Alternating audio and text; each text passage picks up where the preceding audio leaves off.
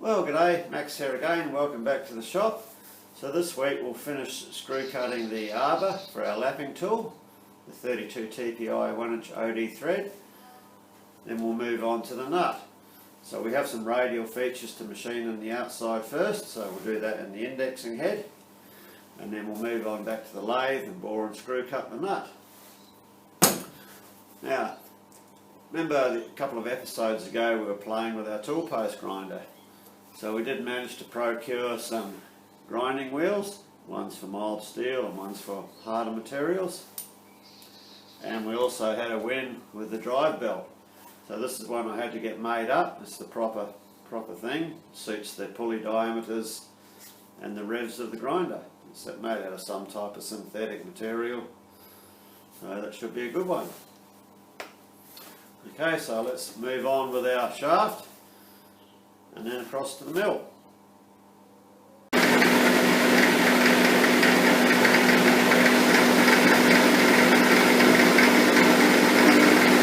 We're only taking really like 2.5 hour cuts.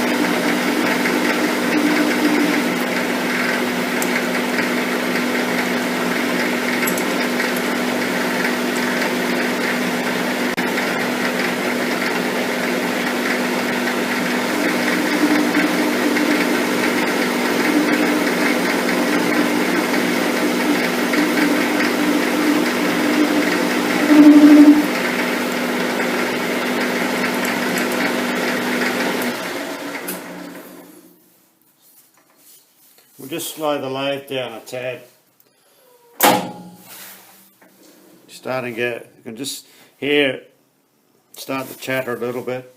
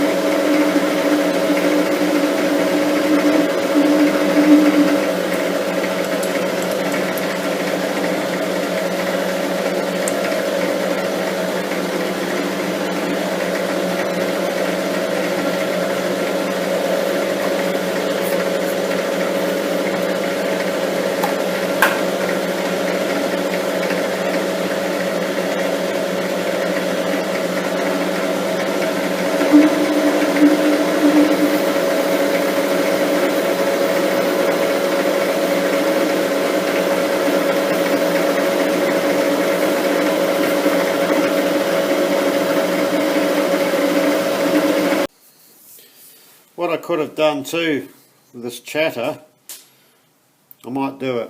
I think we'll put our steady rest in for the final cuts. So let's get that set up.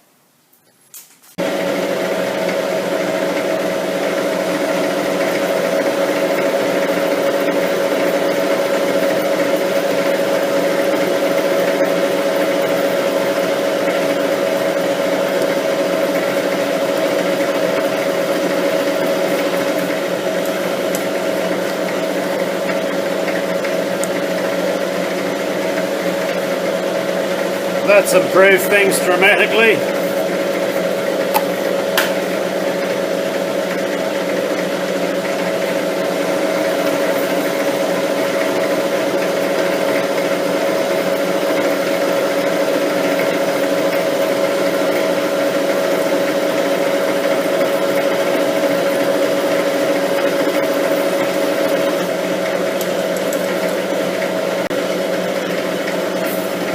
We'll just do a spring cut.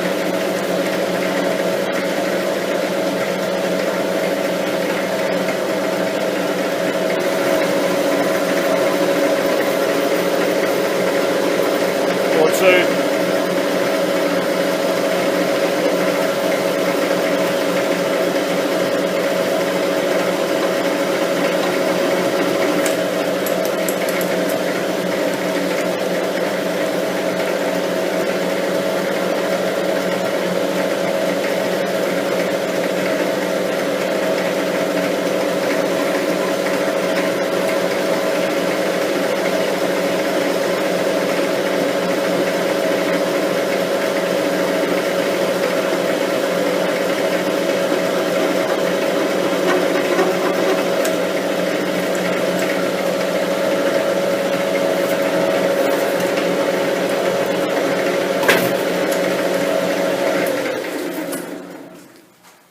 Okay, that's our full depth. So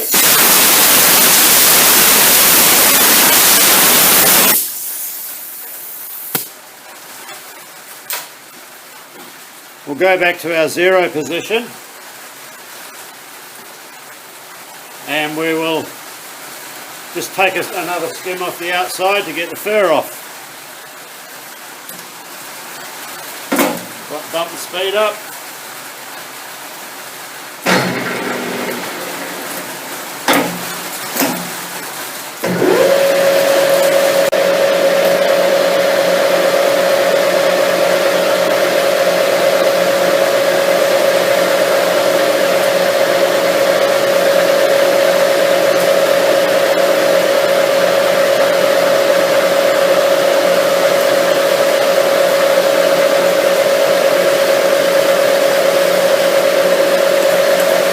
Touch up the edge here, the chamfer.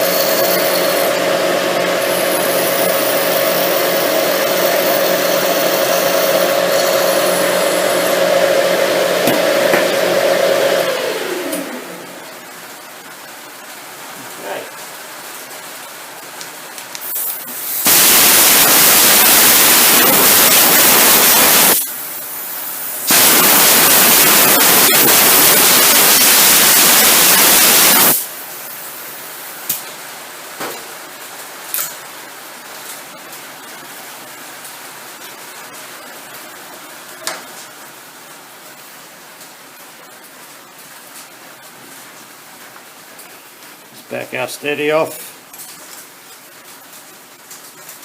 That's looking alright. Looks like a thread to me, so we'll just get a bit of emery, give it a polish up.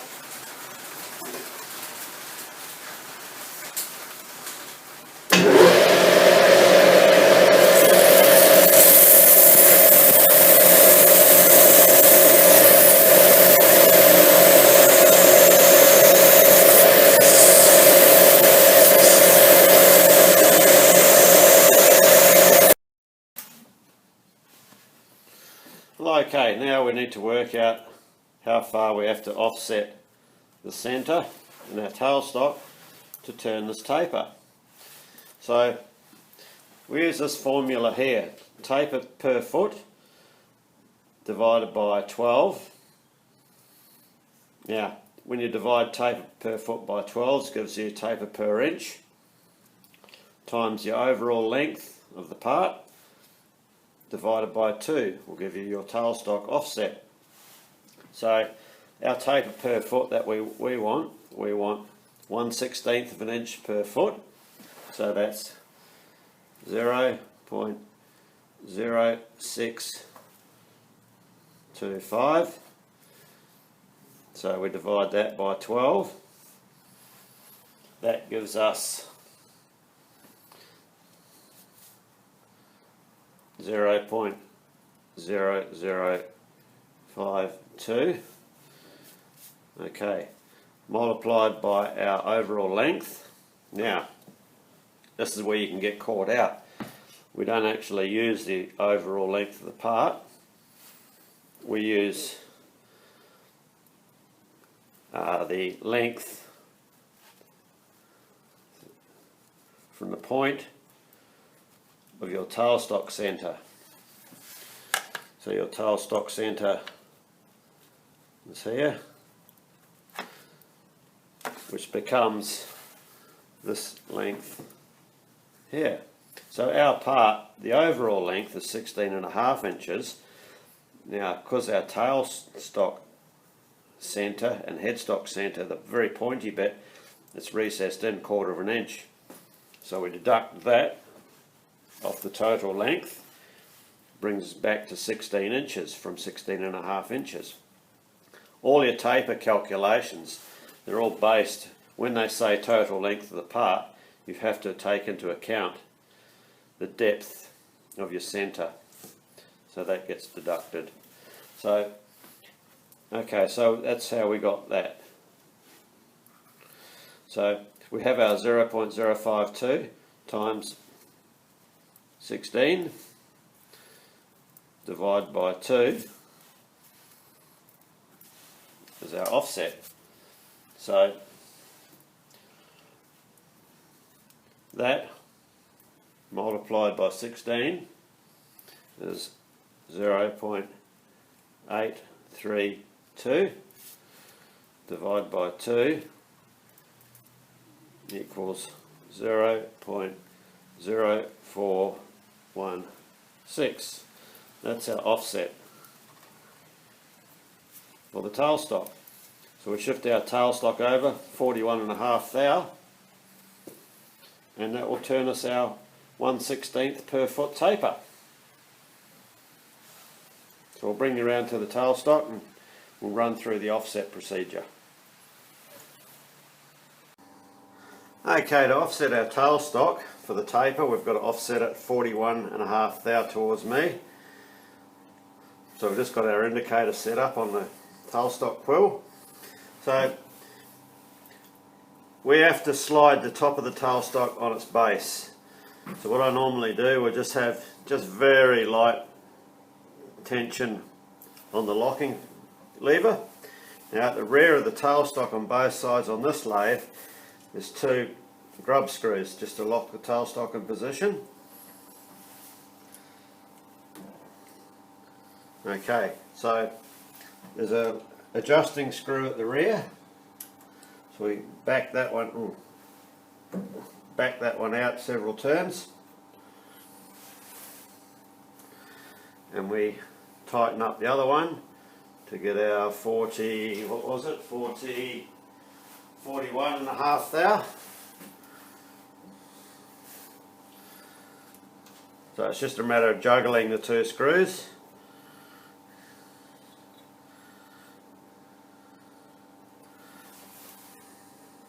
And you have to keep nipping up these rear ones too, because the tailstock does rock a bit in a weird fashion. It's a bit of mucking around.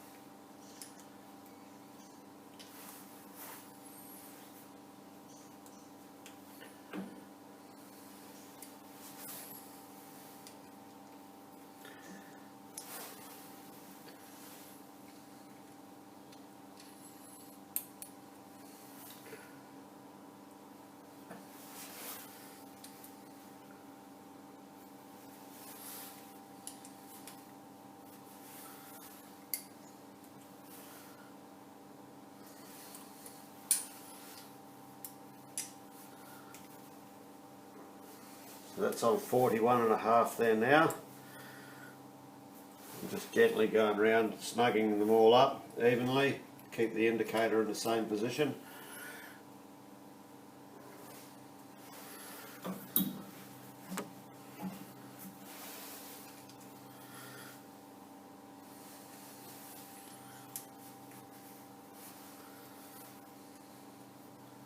Okay, so that's our offset, 41.5 thou.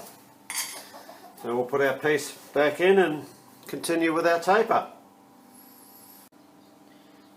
As we expected, we've come into quite a lot of chatter here in the middle of the shaft, so we'll have to employ some other methods to overcome it. So to help overcome our chatter, we're just going to change to the standard, the old classic right hand knife tool. So this tool here we've got a good amount of clearance on the side there, on this face here. Our clearance on the front is kept pretty standard, but we have quite an aggressive rake on it coming that way, so that's that angle there. Now an aggressive rake tool like that, it's like a tool you'd grind for aluminium, but we'll give it a go, see if it can help solve our chatter issues. Well, it certainly helped things, but we also had to slow the lathe down, so we'll just see how things progress.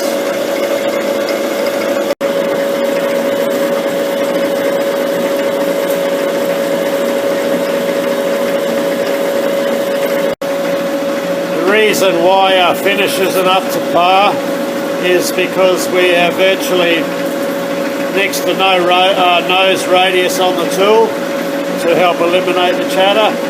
Usually with this style of tool you'd have a decent nose radius and you get quite a good finish.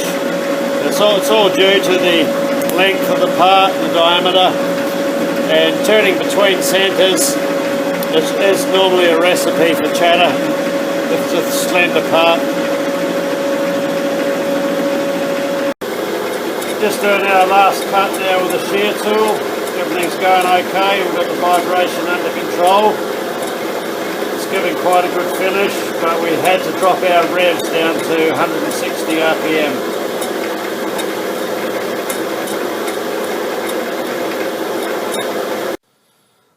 Well, okay, the shear tool done a nice job on that. It's quite a nice finish, that. So I'll give that a quick polish up and it should be good to go. Okay, we'll give it a touch up with a bit of 400 wet and dry and a bit of Scotch-Brite.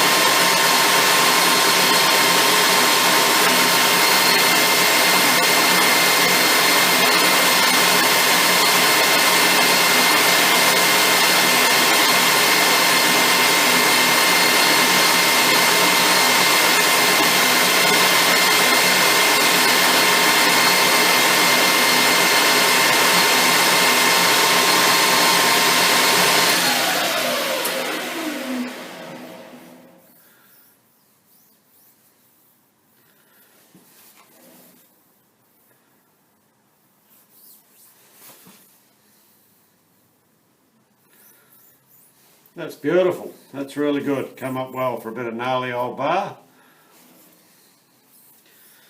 Okay, so all we have to do now, that's the beauty about turning between centres, you can take pieces in and out. All we have to do now, we will flip her over the other way. We'll just true up this diameter here.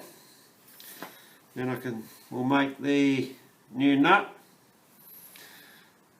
Should be good to go.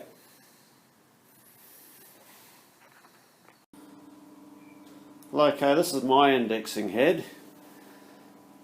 So this comes with a fully adjustable in height and pitch tailstock. So we'll get, we have to swap the indexing plate around. So we turn this plate around and use the holes on the other side of it, because it has the holes aren't drilled right through. You have a range of holes on one side and then you have a range of different numbered holes on the other side. So this is called a wide range indexing head because it has this other feature here, so you can index a lot of different holes on this model. Okay, so we'll get our plate turned around. It also has a good quality, it's a bison chuck made in Poland, as is the indexing head is Polish. So what I do plan to do, this chuck will end up on the lathe, and I'll put the Feroda chuck on the lathe on the indexing head here, being as this chuck will get a lot more better use on the lathe than in the indexing head. So we'll get our plate swapped over and get our job set up. Okay, so to turn the plate around we do have to remove the wide range feature and the sector arms. So with this wide range feature, it enables this indexing head to do around 400,000 different divisions. So one day we will go through the rigmarole of this and make a video of how it all works. So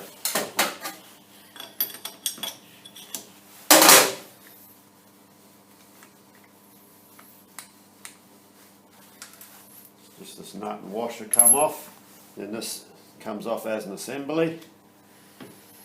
So it has the gears, instead of oscillating gears inside for the wide range feature. So this basically just redivides what you're dividing on the indexing plate in a sort of a fashion. So our sector arms come off, same sector arms as any other conventional dividing head. And now we just have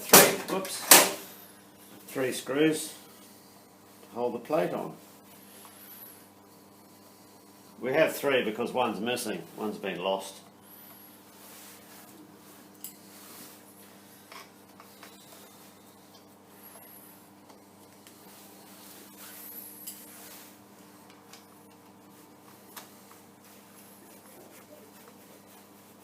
This indexing head is made in Poland, and it appears to me to be a direct copy of the Cincinnati wide range indexing head.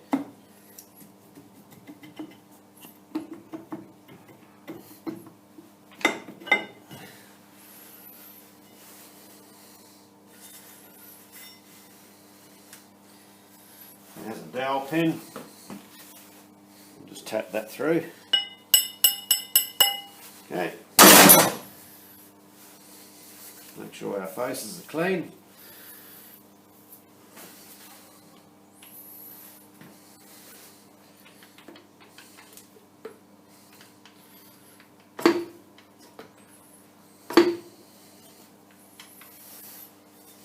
Line our dowel hole up and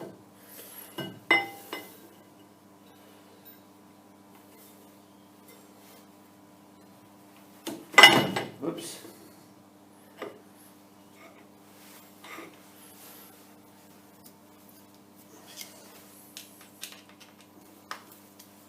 We have a locking feature at the bottom to hold the plate. Okay. The screws back in.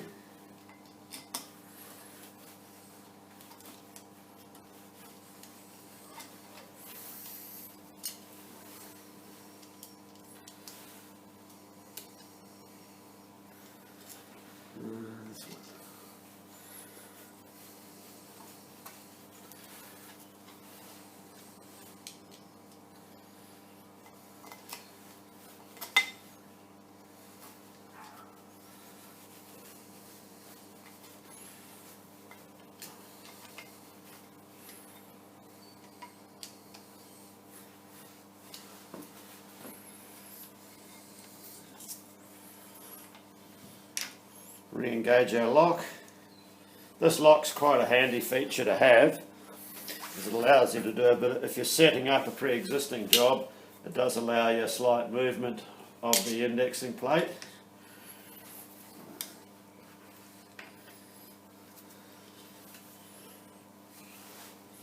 It also does allow, you can unlock it when you have the gear train set up on the back. It will lets the dividing plate rotate for other forms of indexing. We'll put our sector arms back on.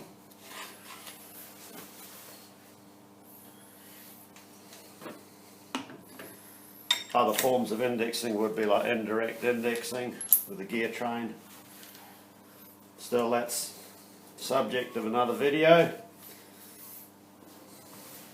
which will be in the future.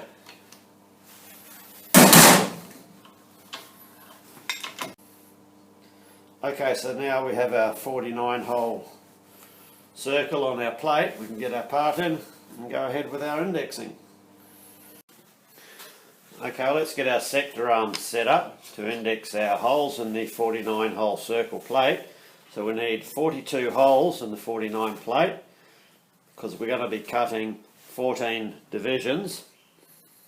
So that makes it 2 full rotations and 42 holes in the 49 row of circles. Now I didn't do the long-winded calculation, I cheated and just got the looked up the machinery's handbook for the 14 divisions, and that's what they're there for, so we might as well use them. So we've set our detent, so we are running on the 49 hole of circles. So rather than count around 42 holes, I'm just going to count back 7 holes the other way.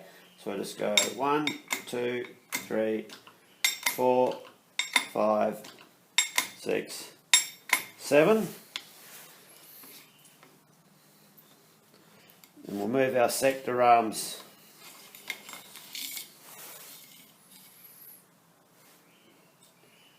around to there. That's our starting row of holes. So we nip the screws up.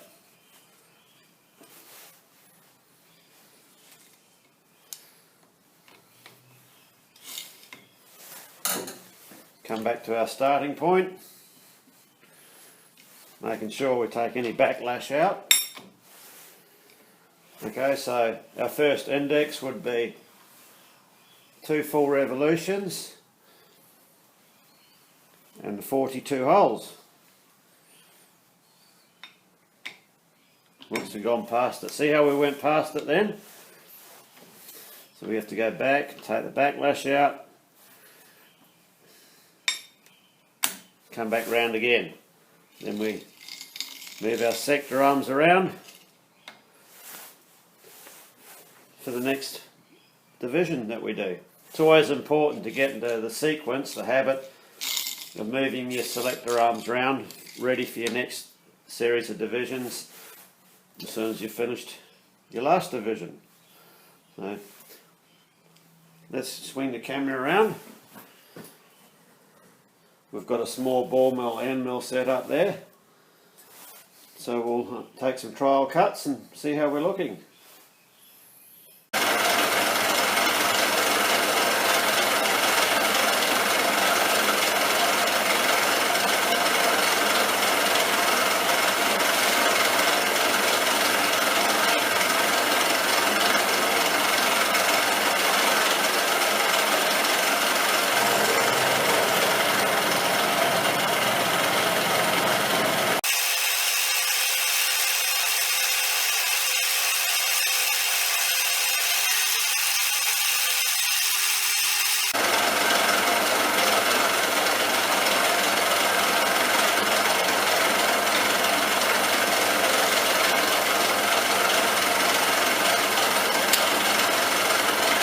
Final test, if you end up on your first spot, as we have there, we know we haven't messed up on our indexing.